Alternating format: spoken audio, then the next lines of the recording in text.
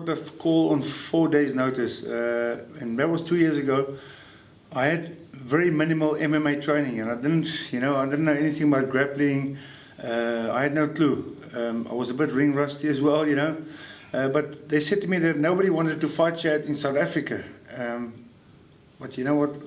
I can never say no to a fight, so I took the fight instantly without thinking about it. And it's his first professional fight. He's a youngster, and I thought I'll throw him a little bit off guard, And I said to him that you're gonna sleep tomorrow night. I swung a left hook, thinking I'm gonna knock him out.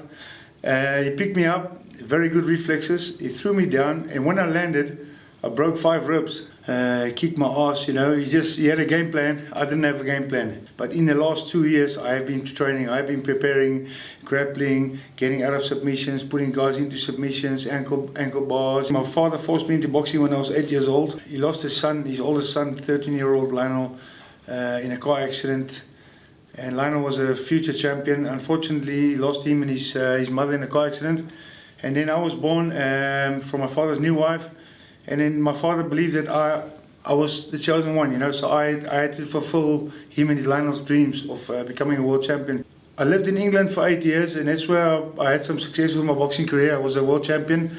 There are so many world titles out now, but I won one of them. I went through hard times to the stage where I had a good team around me, and I thought to myself, I was the main man. I was a world champion. I was going from strength to strength. And just like that, in a matter of a few couple of weeks and stuff, I was on my own. They all left me out, and they stole money from me, and I was living in my car. I took one of my friends who was a boxer to Fairley. We asked him if we can use his gym to train, because this guy wanted me to train him. He's a boxer, so I said, okay, let me see what we can do. And I spoke to Fairley, and Fairley suggested I spar one of his MMA fighters because he knew I was an ex-boxer. And then I sparred one of his ex-fighters, and Ferdy was like, wow, you need to go MMA, we're going to make you MMA fighter. So since day one, I've stuck with Ferdy, and he's a very good coach, Ferdy. Simon is a nice guy, but there's some question marks hanging over his head for me, because I'm asking myself, these things, 42 or 41, why are you doing MMA? Fight night, there's no time for rehabilitation. It's not training. You're going to be punched hard, and you're going to be elbowed, and you're going to be kneed. So Simon, have a backup plan, because listen, this is not the gym, it's not training. And yes, you are a nice guy. We're all nice people, but this is business.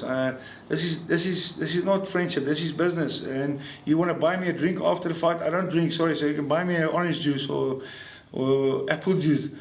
We can't all be Conor McGregor, We should all be Conor McGregor, but you've got to back it up in the cage. And can Simon back it up? That's a question. I don't think he can.